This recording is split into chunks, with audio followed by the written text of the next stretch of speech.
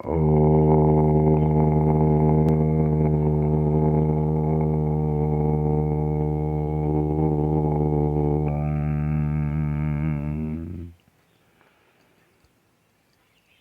राधे।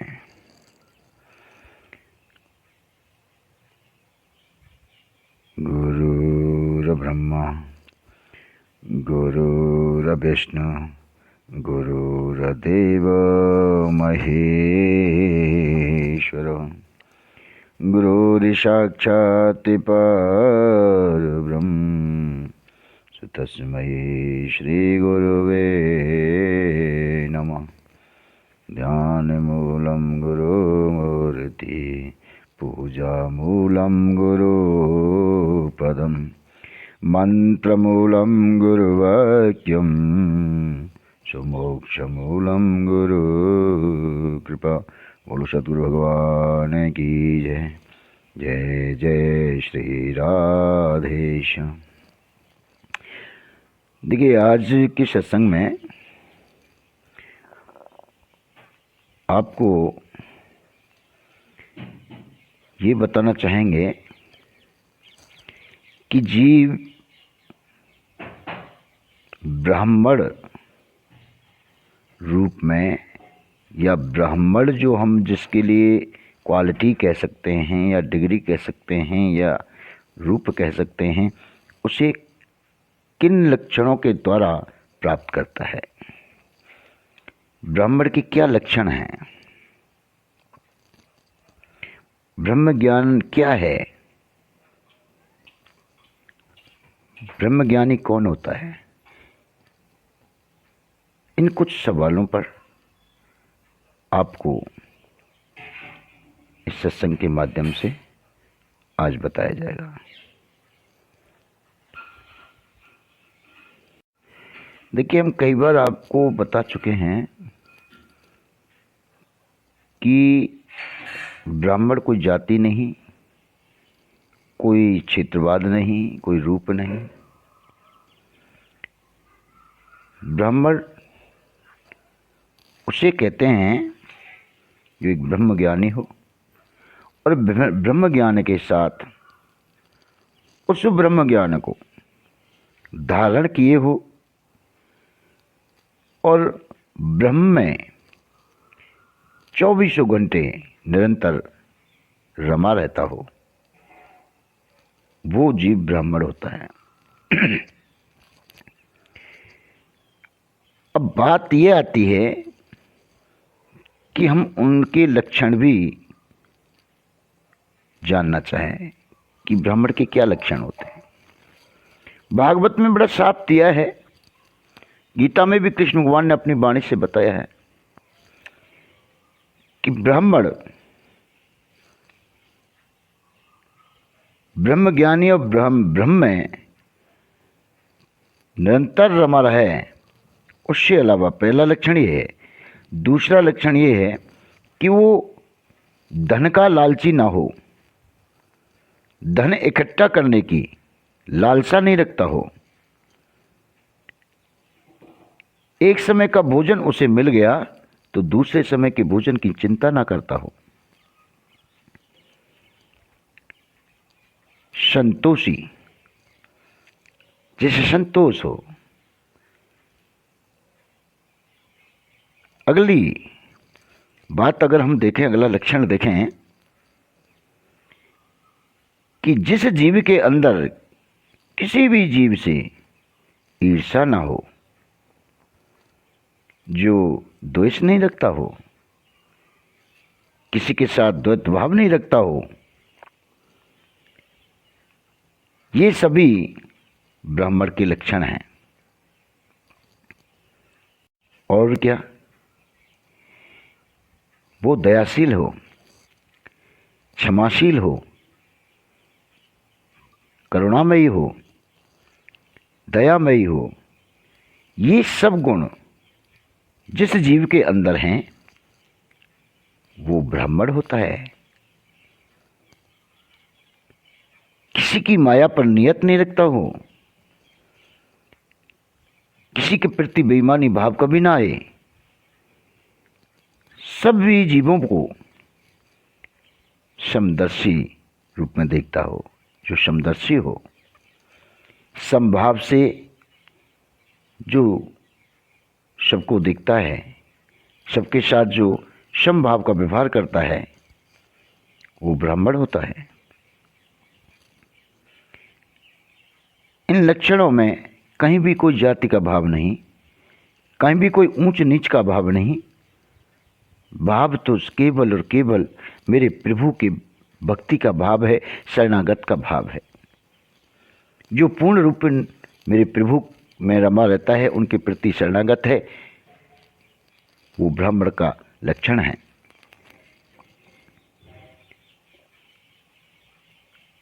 ब्राह्मण कोई भी हो सकता है, जैसा कि मैं पहले भी सत्संगों में बता चुका हूँ कि ब्राह्मण के लिए कोई जाति, कोई धर्म या कोई एरिया या ऊंच नीच का कोई अंतर नहीं होता।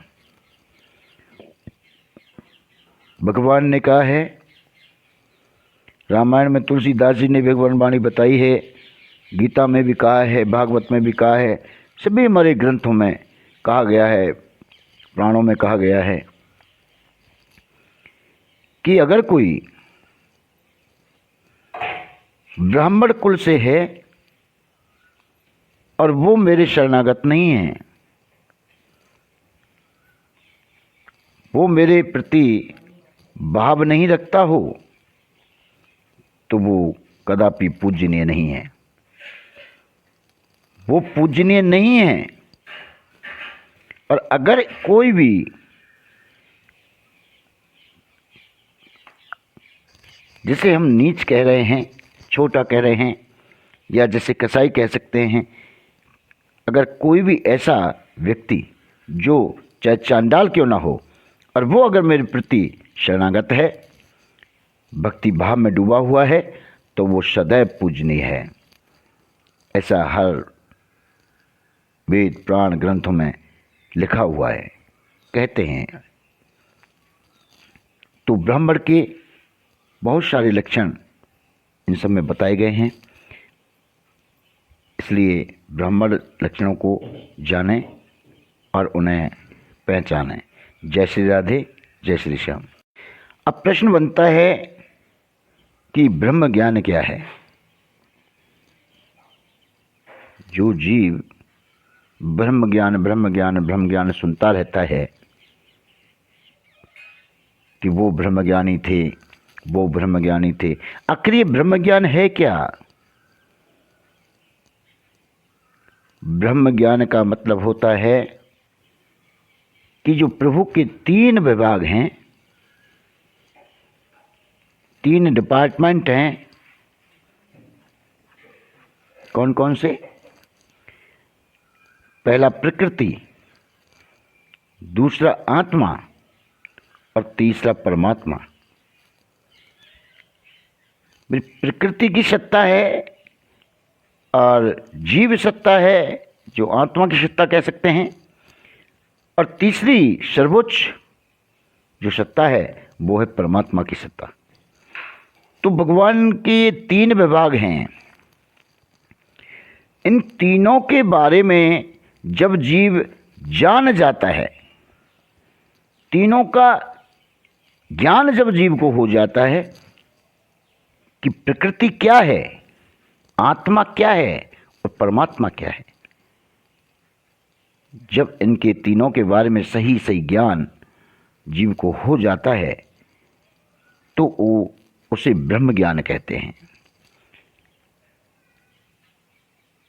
और इन तीनों का ज्ञान होने के बाद जब वो उस सत्य को, उस ज्ञान को पूर्ण रूप से धारण कर लेता है, मन से मान लेता है और दृढ़ कर लेता है, तो वो ब्राह्मण हो जाता है।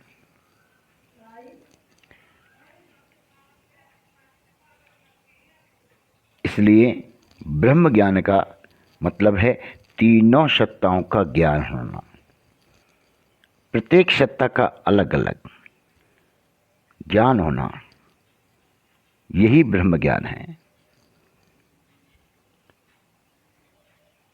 इसको आप करके देखिए। आपने सुना है सत्संग में भी सुनते हो, कथाओं में भी सुनते हो, लेकिन ध्यान नहीं देते कि ब्रह्म ज्ञान है क्या। उनको सुनते हो लेकिन उसे स्थिर नहीं करते। आपका दोष नहीं, अधिकांश जीवों का यही परेशानी है। इसलिए अब इनके अलग अलग पार्ट में समझाया जाएगा कि किसको कैसे समझें।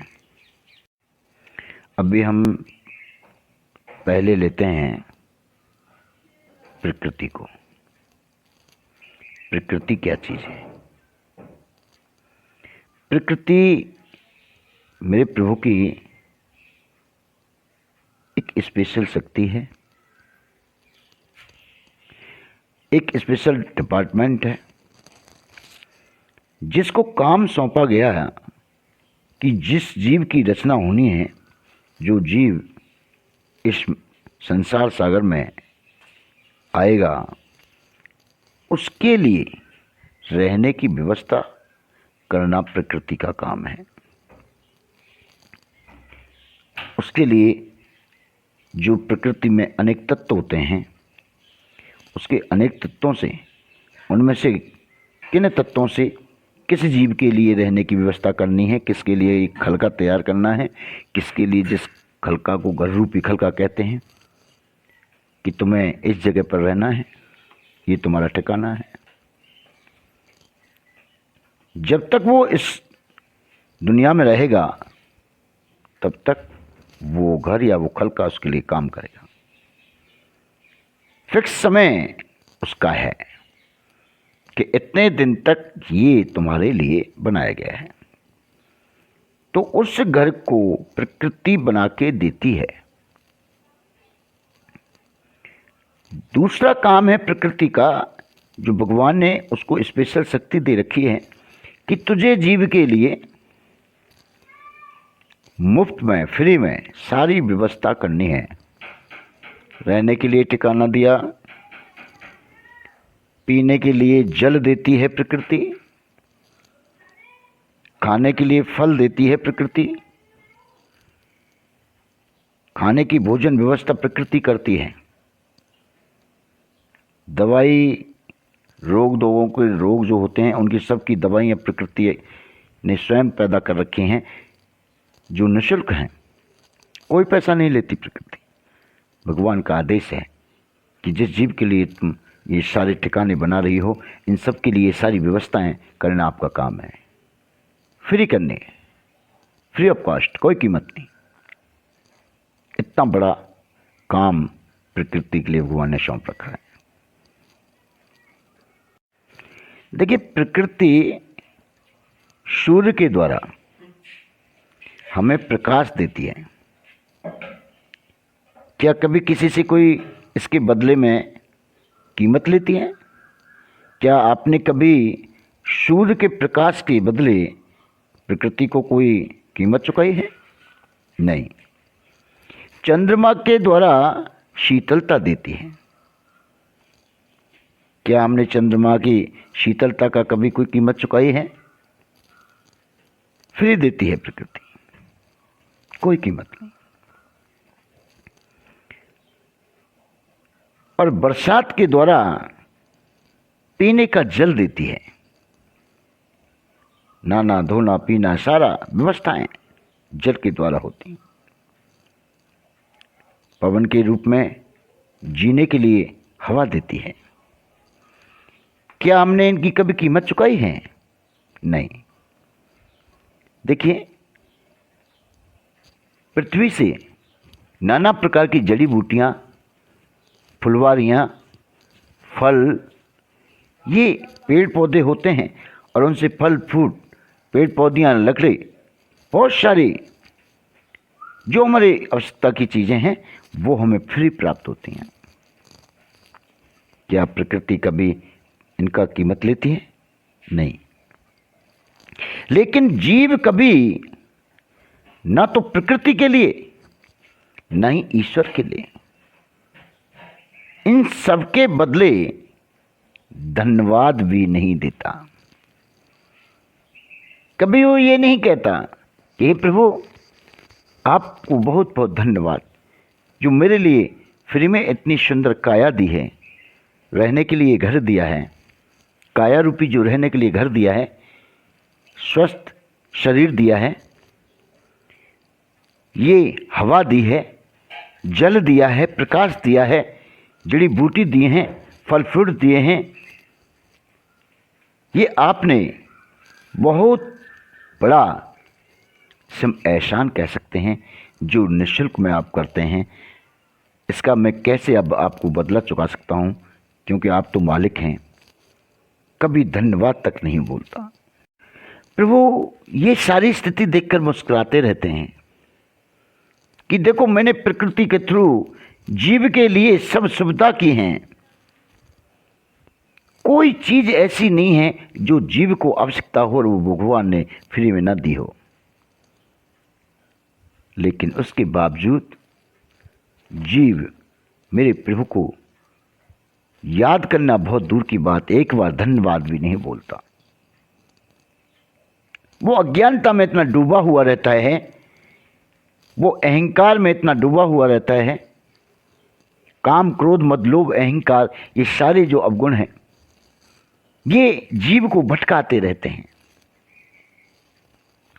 और प्रकृति को भगवान ने साफ निर्देश दे रखे हैं कि जीव जब तक तुम्हारी चटक मटक से, तुम्हारे इन तत्वों से और तुम्हारे गुणों से जब तक ये भटकता है तो ठीक, लेकिन जिस दिन ये अपने उस ज्ञान को जागृत कर ले और वो मेरी तरफ अगर आए तो उसे रोकने की जरूरत नहीं है, उसके आने में कोई विघ्न बाधा डालने की जरूरत नहीं है।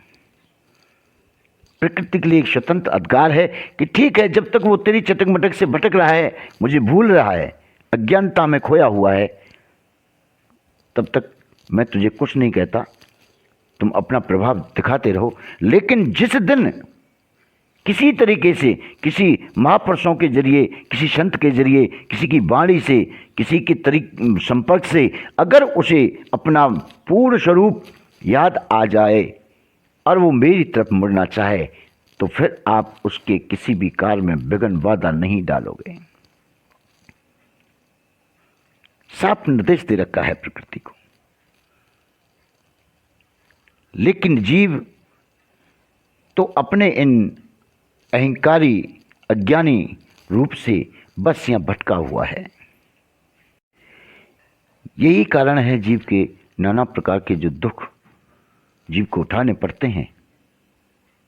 बार बार चिल्लाता रहता है, दुखी होता रहता है, लेकिन अपने उसी मार्ग पर चलता रहता है जो उसके भटकाव का मार्ग है।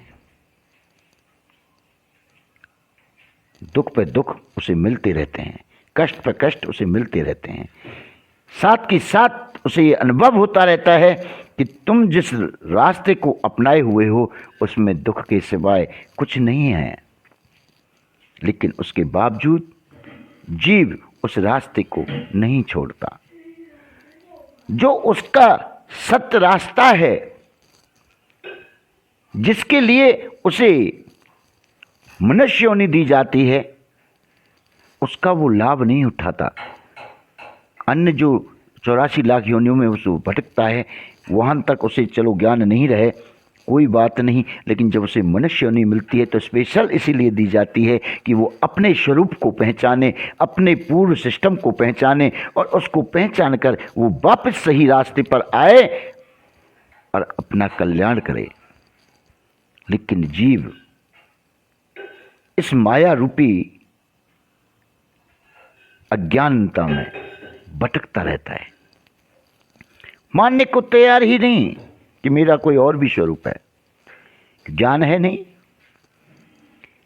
अगर कोई बच्चा, कोई संबंधी, कोई छोटा सा बच्चा अगर बिछड़ गया हो, 4-6 महीने का बच्चा बिछड़ गया हो और 20 साल 25 साल का होकर के वो हमारे सामने आए, तो जैसे अज्ञानता छाई रहती है कि हम नहीं कह सकते कि हमारा बच्चा है। आप लोग उसे पहचान नहीं सकते कि तुम्हारा बच्चा है। ठीक उसी प्रकार से आपने करोड़ों जन्म ले लिए हैं और उसमें इस माया में रमे रहे हैं। उस रमने के कारण आपको जब अगर सही रास्ता बताया भी जाता है तो उसे आप मानने को तैयार नहीं। जीव मानने के लिए तैयार नहीं कि हमारा सही रास्ता है। उसे सही रास्ता वही लगता है जो वो चल रहा है, जिस माया रूपी भटकाव में वो भटक रहा है वही उसको सही लगता है। लेकिन क्या करें, बड़ा दुख होता है। मेरे प्रभु भी जीभ पर मुस्कुराते रहते हैं, बड़े दुखी होते हैं, क्योंकि जैसे आप लोग अपनी इस मायावी संतान के लिए भटकते हो, उनके लिए दुखी होते रहते हो कि ये ऐसा कर रहा है, ऐसा कर रहा है, इसका कैसे जीवन कटेगा, कैसे क्या होगा, ऐसे ही प्रभु कि आप सब संतान हो, हम सब संतान हैं, और वो हमारे बारे में सोच सोच कर दुखी होते हैं कि मेरे ये संतान कैसी भटक रही है, किसी अज्ञानता में अपने आप को भटकाए हुए है। ये कब इसे ज्ञान होगा, ये कब मेरे पास वापस आएगा। वो हर समय बाहें फैलाए खड़े रहते हैं कि मेरा जीव, मेरी ये संतान कब मेरी तरफ आ जाए, कोई पता नहीं। तो हमेशा तैयार रहते हैं कि जब भी ये आए, मेरी बाहें इसके लिए खुली हैं, मेरे दरवाजे इसके लिए खुले हैं, और उसका स्वागत करने के लिए हमेशा मेरे प्रभु तैयार रहते हैं। लेकिन जीव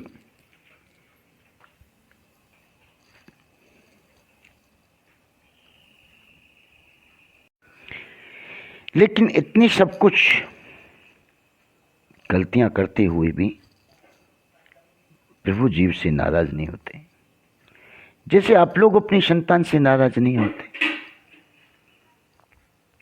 आप तो माया भी हो, माया के अधीन हो,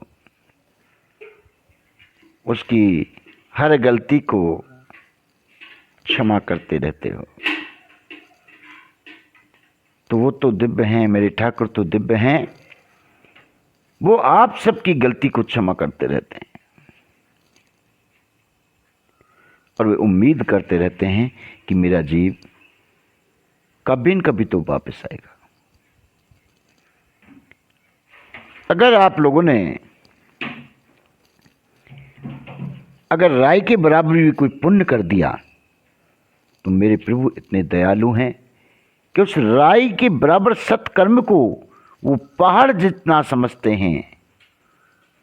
और अगर पहाड़ जैसा जब पाप कर्म जीव करता है तो उसको राई जैसा गिनते हैं। इतने बड़े दयालु हैं मेरे ठाकुर। फिर भी हमारे पाप इतने इकट्ठे हो जाते हैं, पहाड़ जैसा करने पर राई जैसा गिनते हैं, फिर भी इतने इकट्ठे हो जाते हैं। इसका मतलब कि हम सब लोग कितना पाप करते हैं।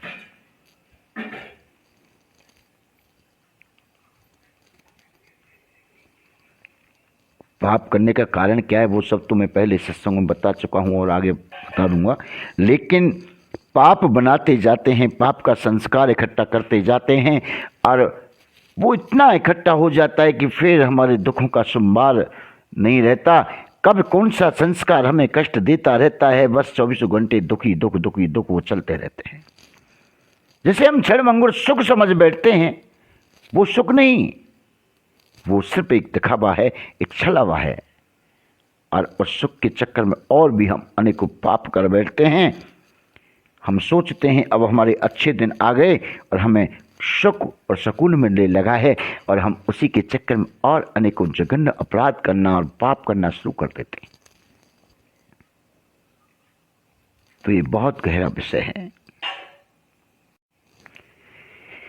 प्रभु आज्ञा को मानना, गुरु आज्ञा को मानना, ये एक बहुत बड़ा सत्कर्म जीव का होता है। लेकिन इन आज्ञाओं को वो नहीं मानता, इन भावों को वो नहीं मानता। जीव तो अपने सांसारिक साथियों की बातों को मानता है, उनके विचारों को मानता है, उनके साथ रहने जीने में उसको आनंद आता है। चाहे वो दुख पे दुख, कष्ट पे कष्ट उठाता रहे। गृहस्थी गृहस्थी गृहस्थी करते करते जीवन निकल जाता है। जिन गृहस्थ में वो रहता है, जिसमें वो बार बार चिल्लाता है, उसी गृहस्थ में वो बेटा के, बहू के, बेटियों के, अपने संतान, नातेदारी, रिश्तेदारियों के उल्टी सीधी सुनता रहता है, जूत खाते रहता है और तड़पता रहता है, लेकिन फिर भी उन्हीं को अपना समझता है। अगर वो लंबे समय तक नहीं मिले तड़प उठता है, और उस समय जब उसमें जूत पड़ते हैं तो कहता है बड़े मूर्ख हैं ये, और इनसे हमें बात नहीं करनी है। कुछ ही दिनों बाद वो सोचने लगता है अरे ये तो गंवार हैं तो अपने ही, और अपने अपने कह करके वो उन खाए हुए जूतों को भूल जाता है और फिर से उन्हीं में रम जाता है। जो उसे कष्ट उनके द्वारा मिल रहे हैं उन कष्टों को भूल जाता है, लेकिन उनके साथ रहना पसंद करता है, उन्हीं में रमे रहना पसंद करता है। गुरु सेवा में और ठाकुर सेवा में जाना पसंद नहीं करता। गुरु सेवा और ठाकुर सेवा तो केवल और केवल वो जब भागता है जब उसे कष्ट अधिक घेर लेते हैं, तो केवल इसलिए कि शायद किसी साधु संत महात्मा के शरण में जाने से मेरे इन सांसारिक जीव संबंधियों कोई कष्ट, मेरे कष्ट, मेरे परिवार में जो कष्ट नहीं ये खत्म हो जाए। कल्याण के लिए नहीं जाता, भक्ति के लिए नहीं जाता, सही मार्ग पर चलने के लिए नहीं जाता। ये फितरत है हर जीव की, क्या करें। इसलिए जीव दुख उठाता रहता है। आज आप देखते हैं मंदिरों में माता बहनों की, भाई बंधुओं की लाइन लगी रहती है। सुबह सुबह जाएंगे, बड़े दर्शन करके आएंगे, तिलक लगा के आएंगे, और कभी किसी को नवाओ, कभी किसी में जल दे, कभी किसी को कुछ कर, कहीं बत्ती लगा, कहीं कुछ कर। नाना प्रकार के जिन कर्मों को वो कर रहे हैं वो केवल और केवल इसलिए कर रहे हैं कि जो बच्चों पर उसे लग रहा है इन पर कष्ट आ रहा है, वो कष्ट खुद को दुखी कर रहा है, खुद को दुखी कर रहा है, उसके खुद के शरीर पर कष्ट आ रहा है, खुद के विचारों में कष्ट आ रहा है, बस वो कैसे भी दूर हो जाए और मेरे सभी सगे संबंधी और मैं खुद आनंद से रहें, मेरे पास धन दौलत आए और मुझे दुनिया में नाम और दाम दोनों मिलें। बस इसके लिए वो नाना प्रकार के ढोंगों को करता डुलता है। कोई जैसा जिसको बता दे बस उसी में लग जाता है। कभी पीपल में पानी दे, कभी छोकरा में पानी दे, कभी बम्बूर में पानी दे, बस उसका यही ढोंग चलता रहता है। भाव केवल और केवल सुख पाने का, लेकिन वो भूल जाता है दोस्तों कि जहां सुख है ही नहीं वहां सुख मिलेगा कैसे। मेरे प्यारे भगवत जनों, सुख तो केवल और केवल एक ही जगह है, वो है मेरे प्रभु की शरणागत होने में, मेरे प्रभु की शरण में। भगवान नाम से अलावा कहीं सुख है ही नहीं। संसार में जो सुख ढूंढता है वो भटकता है। जब उसमें सुख है ही नहीं तो सुख मिलेगा कहां से। और सुख ढूंढने की चक्कर में जीव कितने जन्मों गंवा देता है। हर जन्म में बस वो सुख ही ढूंढता फिरता है, और वो सुख उसे आज तक कभी किसी जन्म में ना मिला है, ना मिल रहा है, ना मिलेगा। तो सुख जब है ही नहीं तो मिलेगा कहां से। सुख जहां है उसे वो वहां जाना नहीं चाहता, वहां से तो मुंह मोड़ा हुआ है, अज्ञानता छाई हुई है। इसलिए जीव दुख पर दुख उठाता रहता है। तो जीव प्रकृति में सुख ढूंढता रहता है।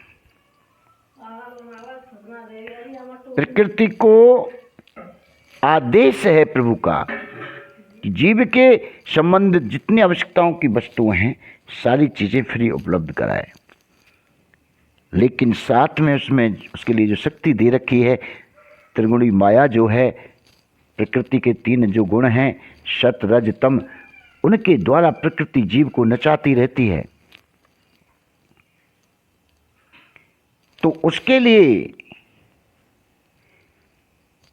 जीव के लिए हर चीज वो स्वयं तैयार करती है, उसके बावजूद वो इन तीनों गुणों में अपना सुख ढूंढता रहता है। और उन्हीं के कारण वो अज्ञानता में छाया रहता है। इसलिए प्रकृति का जो स्वभाव है, प्रकृति के अंदर जो सिस्टम है, वो सारा सिस्टम जीव पर लागू है कि प्रकृति का हर चीज जो है वो बनती और बिगड़ती है, वो जड़ रूप में है। इसी तरह से आपका जो शरीर प्रकृति ने अपने 5 तत्वों से तैयार किया है, अन्य जीवों का अनेक तत्वों के हिसाब से उनके शरीर तैयार किए हैं, तो वो नाशवान है क्योंकि वो एक जड़ है। तो जो प्रकृति ने बनाया है वो विनाश होना है, प्रकृति के द्वारा जो चीज तैयार की गई है वो नाशवान है, लेकिन हम उसे सत्य समझकर और उसके पीछे भागते रहते हैं। प्रकृति अपना सारा सिस्टम पूर्ण रूपेण शो करती है। समय समय पर प्रभु उसे चेतना भी देते रहते हैं जीव को, कहते कि ये प्रकृति का खेल है और ये प्रकृति का विनाश का खेल है। प्रकृति की जो भी बना हुआ सिस्टम है ये सब नाशवान है, ये जड़ है, इसमें कहीं भी तेरा मेल नहीं बैठता। लेकिन जीव उस चेतना को नहीं समझता और वो प्रकृति के सिस्टम को परमानेंट सुख समझते हुए, उस प्रकृति के सिस्टम में ही अपने आप को मानते हुए कि यही मैं हूं, वो रम जाता है और प्रकृति के चटक मटक में, इन दिखावों में वो भटकता रहता है। इसीलिए जीव दुख उठाता रहता है। देखो भगवत जनों, आपको अगरबत्ती जैसा स्वभाव बनाना चाहिए, दीपक जैसा नहीं। दीपक में और अगरबत्ती में क्या अंतर होता है? दीपक प्रकाश फैलाता है चारों ओर, लेकिन अपने नीचे अंधेरा रखता है, पहली बात। दूसरी बात, दीपक को कोई भी बुझा सकता है, फूंक मारेगा बुझ जाएगा। लेकिन अगरबत्ती एक बार जल जाती है तो वो चारों तरफ महक फैलाती चली जाती है, उसे कोई महक को बुझा नहीं सकता। एक बार महक फैल जाती है ना, तो उसे कोई रोक नहीं सकता। तो दीपक नहीं, अगरबत्ती का स्वभाव बनाओ, अपने आप को महकाओ, आपकी महक चारों ओर फैले।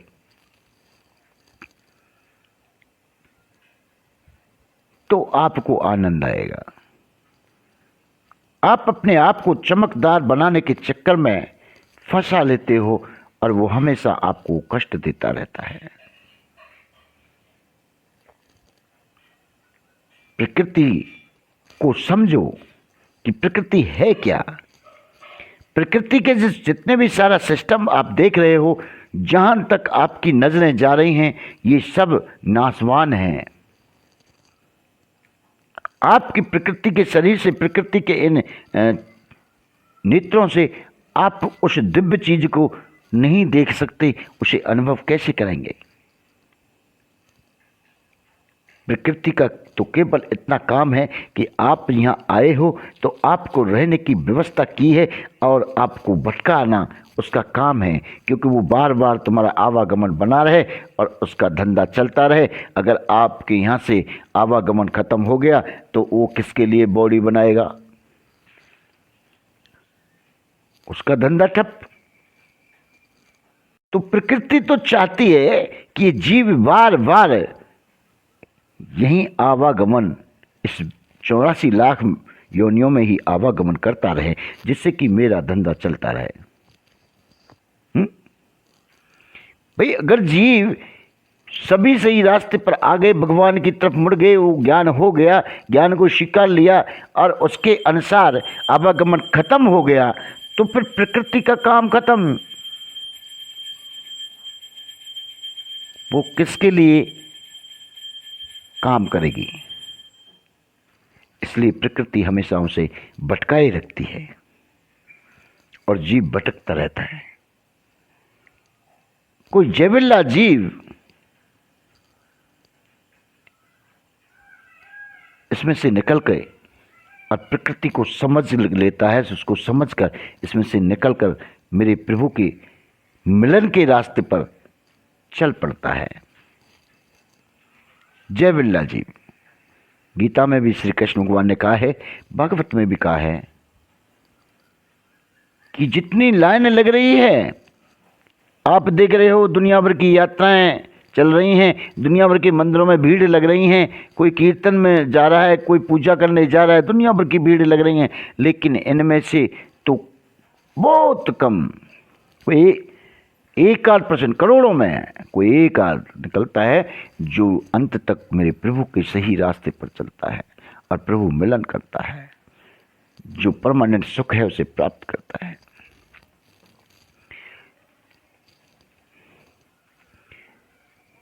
तो प्रकृति से बचने के लिए प्रकृति को समझना होगा। जब तक हमें प्रकृति का ज्ञान ना हो जाए, प्रकृति है क्या,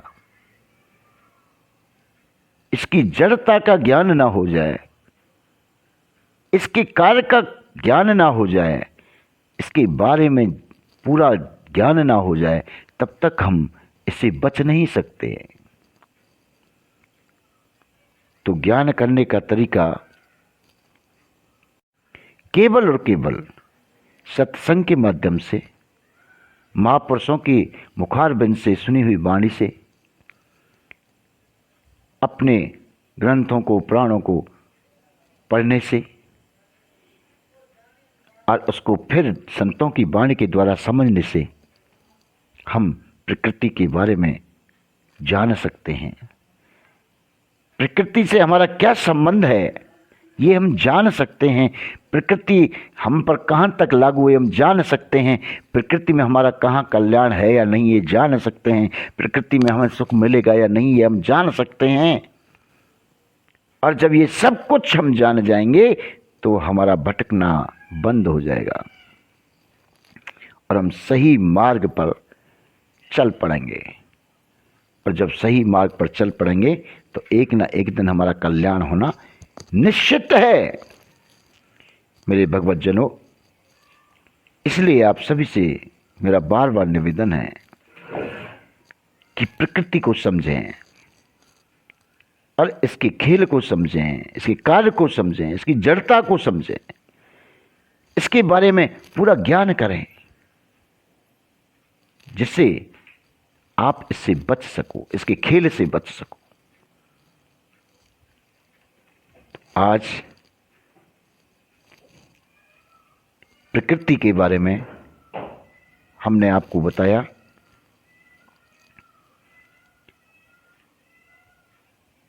और प्रकृति का जो स्वभाव के बारे में आपको बताया, एक बचाव का सिस्टम अगर हम कहें तो बड़ा आसान है। प्रकृति को जानकर हम इससे बच सकते हैं, सीधी बात है। तो इसलिए आज के लिए इतना ही सत्संग, फिर मिलेंगे और उसमें आपको जो 2 सत्ताएं रह गई हैं, प्रकृति सत्ता के बारे में आज बताया, आगे आपको आत्म सत्ता के बारे में, जीव सत्ता के बारे में बताया जाएगा। उसके बाद सर्वोच्च सत्ता जो मेरे प्रभु की है, परम पिता परमात्मा की है, उसके बारे में समझाया जाएगा। फिर तीनों का क्या संबंध है, क्या सिस्टम है, उसके बारे में बताया जाएगा। बोलो वृंदावन बिहारी लाल की जय।